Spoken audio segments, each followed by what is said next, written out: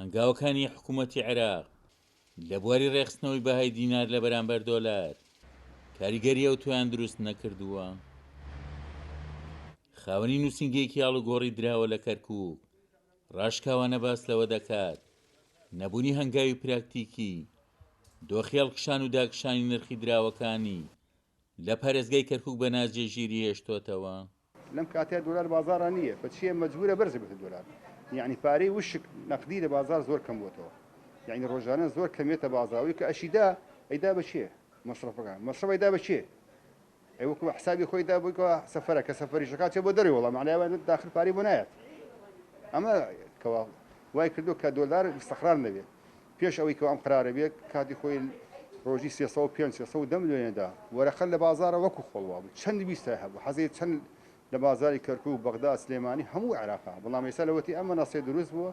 کاش نایەتە بازارەوە بە کاشش نایەت چی دروستە بێ تەزەخمی وەرەخە وەڵای بەم شێوە بەردەوام وەرەخە یعنی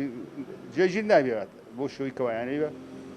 جێگیری خۆی هینکە بەڵام فترێکە تقریبا تا ئێستا لە 50 و 55 یاریەکە یعنی زۆر ئەوە نییە کوجاران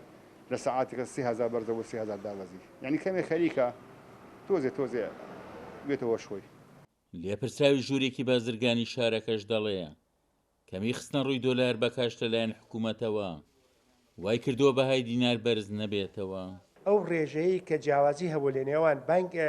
نرخە فەرمیەکە کە 147 بوو 470 ئێستا 270 ڕێژە جیاوازیەکە هەرماوە لە بازاردا و کاریگەریەکانی لەسەر بەڕاستی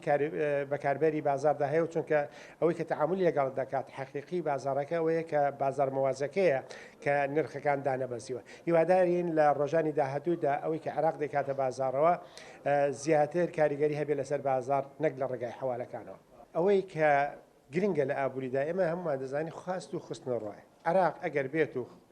لەم کاتەیە کە ئێستا زیاتر داواکاری لەسەر دۆلار هەیە کاشەکە زیاد بکە بەڕێ ئێمن